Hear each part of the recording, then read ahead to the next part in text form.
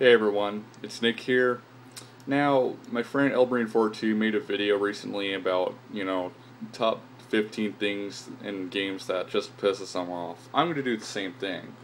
And a couple of the things are the same as his, but I tried to go, do as much different stuff as I can. Now, this video is kind of semi-scripted because I made a text document listing all the things that I'm going to talk about in this video. So hopefully it doesn't get, so hopefully I don't stutter too much. First of all, here's something that really pisses me off. Now, just think about it. In a video game, isn't the, goal to make, isn't the main character supposed to make you feel powerful? Like, isn't it supposed to make you feel like you're controlling someone with power who's, who's got a lot of power, who's a man, who can kick a lot of asses? Well, there are some games that don't do that. Case in point, mostly side-scrolling shooter games such as Parodius or Silver Surfer or Burai Fighter. Yeah.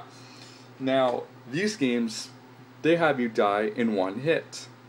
Now, some people might argue, well, it's for challenge, and my dad always told me, if the games weren't hard, no one would play them. I don't necessarily agree with that, but look, I understand people want a challenge. That's fine. I'm all for a challenge. Bring me something challenging. That's fine. But when a game just overdoes it, this pisses me off. Now, fortunately, this is only mainly a problem with retro games, so it's not too huge of a deal.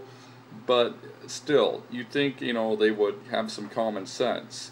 Now, I understand, like, for Burai Fighter, it's developed by a Japanese company, and, Japanese gamers really like a good challenge. But, really, they just make it way too hard. Now, again, people might disagree with me and say, well, it's there for challenge, that's why you die in one hit. Well, first of all, ABGN mentioned this, I know, but it's like, I could understand if your guy's, flying at full speed and then hits something, but the fact that he just goes like that, that slow, that's pretty bad.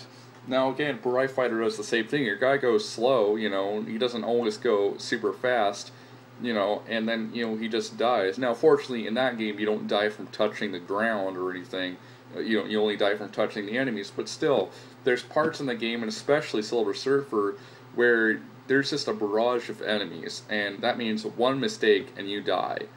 And just think about, the games without continues. There's actually a game, Rocky and Bullwinkle, for the Super Nintendo, where literally the game designers laugh at you, and like after you complete, I believe, the second level, they say, wow, we should have programmed that level to be harder, shouldn't we? And when you get to the last level, they even say, wow, imagine if you lost all your lives and had to start the game all over again. They literally said that. Don't believe me? I will send you a screenshot. So anyways, that's bullshit, especially when the game designers are laughing at you guys. That just makes you want to go over there to their studios and rip their spinal cords out. I know, I use that joke way too much. Anyways, next thing I'm going to talk about is something that not many people have mentioned, but it's about jumping in video games. I don't have a problem with it. In fact, I welcome it. But then there's certain games where, like, and again, this is mostly a problem with retro games, where you try to jump off the cliff, and to do so, you have to jump at the exact right moment, like right at the edge, or you die. Well, there's times where I could have swore I pressed the jump button right as I'm jumping off the edge, but the jump button doesn't respond, and instead I just die. I just fall down to my death. That, again, pisses me off to no end. I cannot tell you how many times it's pissed me off so much where I took the cartridge out and I fucking throw it across the room. Which usually leads me getting yelled at by my parents. But still, it pisses me off, and it shouldn't be in a fucking video game. Wow. It just pisses me off. And, that's all I want to say about that. Seriously, though, the jump button, sometimes games, they really need to get it more responsive. Okay, anyways, next part. This is usually when you first install a game, and I can understand why they do it, but unskippable cutscenes. Yes. And this is usually a problem like PC games or something, where you turn on the game, then there's this cutscene that you can't skip. It's like, come on, I want to play the game. I don't want to sit through this. But then there's games where no matter if you've played it before or not, and you've saved your game and everything, and the game knows you've played it before, it still shows you this fucking cutscenes. Now there's parts where it shows the fucking copyright screens and you can't skip that. It's like, come on. Like, where's Waldo for the NES where you try to press over your button while he's walking to the next destination? Because your timer is going down while you're playing that. But you can't skip it. You press every fucking button on the screen or, on the controller and nothing fucking happens. Your guy just sits there like a bump on a log or nothing happens. It's like, come on, I don't want to watch this. I want to play the game. I don't want to just sit here and watch shit all day. So, again, just another minor complaint, because it doesn't happen to me all that often, but it does happen to me, and it pisses me off. Now, there's games that are underrated, and then there's games that are overrated. Underrated, I'm going to go with King's Knight for the NES. Come on, people, the game's not all that bad, and at least they give you a fucking life bar. Then there's overrated games like GoldenEye for the N64. Now, for you fanboys of GoldenEye, I'm not saying it's a bad game. Okay, I think it's good. However, I couldn't even find one bad game review on GameFAQs. Not one. I think the lowest score I saw was probably 6 out of 10.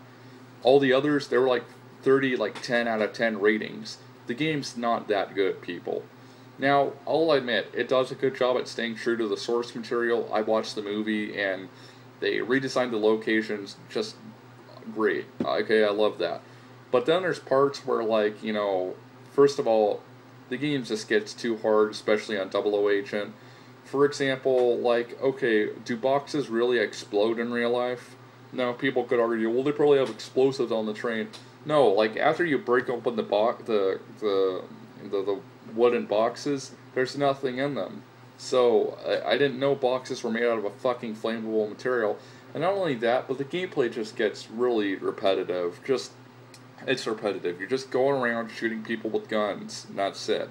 Then the Bunker 2 level, where it's just the endless respawning enemies. I'd love to see someone beat that on the hardest difficulty, and I'm sure there's a video of it on YouTube, I just haven't seen it yet. But then there's also the parts where the enemies could shoot through the other enemies and hit you, but you can't shoot through the other enemies to hit them. That's what I call fairness in a fucking video game. Fuck you, okay? Next thought. And I know that Rob already mentioned this, but checkpoints in video games. Now, I don't mind, if you're allowed to save as well, but then there's games where you can only save through checkpoints, which means automatic saves from the game. Fuck that, okay?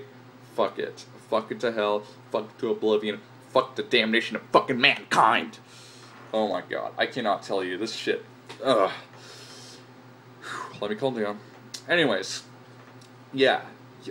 Okay, imagine you just go through this nearly impossible part of the game, and then you die because there's no checkpoint save after you beat that impossible part. So you have to go back and rip out more roots of your hair again. Just, oh my god. And if you don't have any hair and you're bald, you might fucking rip your scalp off, and yeah, that's not going to be a pretty sight. Whoa, that just engraved a bad image in my head. Now, the next thing I want to talk about is rail shooters. Now, if you don't know what those are, look up games like Area 51 or Virtua Cop or Carnival.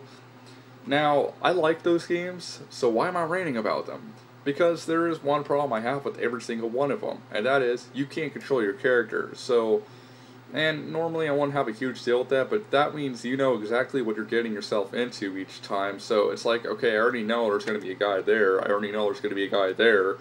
It's like, come on, at least randomize it or something. But no, you can't control your character. Now, I understand why they did this in arcades, because, if you just sat there, playing the game, you'd leave it running all night, all day long, and no one else would have a chance to play it. But there's ones where they, port it to home consoles. They shouldn't do that. Now I am thankful they did it for Area 51 and Maximum Force, but in general, though, I really don't think there should be rail shooters, and Carnival's probably the most overrated one. I already played through that like a dozen times, people. It's not that fucking special. In fact, I would go as far as to say it kind of sucks. At least, the millionth time you fucking play it. Now, the next thing I want to talk about is about Steam. Yeah, I love Steam. I got an account there. I've bought shit off there a lot. But there are times where they have deals that are a fucking ripoff, And sometimes their system is fucking glitchy. For example, once I saw Doom 3 on there, it said in the search bar it was like $5.99. But when I go to the page, it says it's $9.99. Well, make up your mind. Is it $6 or is it $10? I mean, throw me a freaking bone here. Oh my god. And then achievements. Really, people? What the fuck is the point of achievements? It's just, it's just a way for you to sit on your ass even more. I'm sorry, but I will not be afraid to admit it. That's how I see it. Just a way for them to get you to sit on your ass more and not do anything, okay? Achievements are pretty much nothing. And besides, what do you get for getting all the achievements? Yeah, some people might look up to you or shit, but no, really. What else do you achieve? Like, do you get a free game off of Steam or something? No, you get absolutely fucking nothing. Screw achievements. Achievements should be fucking abolished. Now, I know that, people might want it, just for replayability, but it just doesn't cut the mustard for me, okay? It might cut the mustard for other players, but it does not, for me, it does not cut the pizza. I'm sorry, but that's how I see achievements. And people are probably going to hate me for that, but that's what I'm sticking to, okay? I'm sorry. The next thing, movie-based games. Oh boy. We all know how they turn out. I'm not even going to explain it. The only good one I can recall is Die Hard on the NES. That one is actually based on the movie. And again, GoldenEye 007 does a good job too, but Die Hard does the best job in my opinion out of all the movie-based games I've played. They should not make movie-based games. Except for Wreck-It Ralph's, that's kind of based on the video game, so I can see why they do that. But other than that, no, do not make movie-based games. It's always a bad idea, and it's only rare where a movie-based game is actually good. Just the liberties they take just suck ass, okay? Just don't do it. Please, don't do it anymore. Then there's games that start off too hard. Case in point, like Revolt, for example, where you try to beat the time trials, then there's literally impossible beatable time limits, so people might be, well, they gotta be beatable or else they wouldn't put them in the game. I dare you to try the time trials, at least on the N64 version. I want to see you do them. I can't find any videos of people doing it on the N64 version. And even GameFAQs doesn't fucking help, so I hate games that do that. Then the passwords. I understand, I do appreciate that when they want to, make the, like, that way if you don't have a memory card or, they don't want to risk, battery or, battery backup or whatever. So I understand that, but then they have those fucking long-ass passwords. Don't do that. Make them short as possible, please. I know they can be down to 4 characters at least. Or, hell, even 3. Then there's games where you have to pre-order shit, then you get bonus content for that, then it ends up the bonus content isn't really fucking worth it. Game developers, if I remember right, the US is living through a pretty bad, economy right now. I don't think pre-ordering games is such a fucking good idea. Anyways, I'm running out of time, and these are only some of the pet peeves I have with video games. Fuck. I hope I didn't bore the shit out of you guys since I did kind of semi-script this, but oh my god, I fucking hate this shit. Oh yeah, and another thing I forgot to add about Steam is what if your account gets deleted? Like if it gets false flagged or something, you lose all those games, which means you lose all that money you spent. So, anyways, and by the way, I do like Steam, I'm just saying, Anyways, I hope you guys enjoyed. It's about 11 o'clock. It's 10 seconds from it, so I'm going to stop now. Hope you guys enjoyed, and thanks for watching. I don't know what bad game I'm going to review yet. I haven't really got a vote yet, so thanks for watching, guys. And, of course, peace out. Have a good one.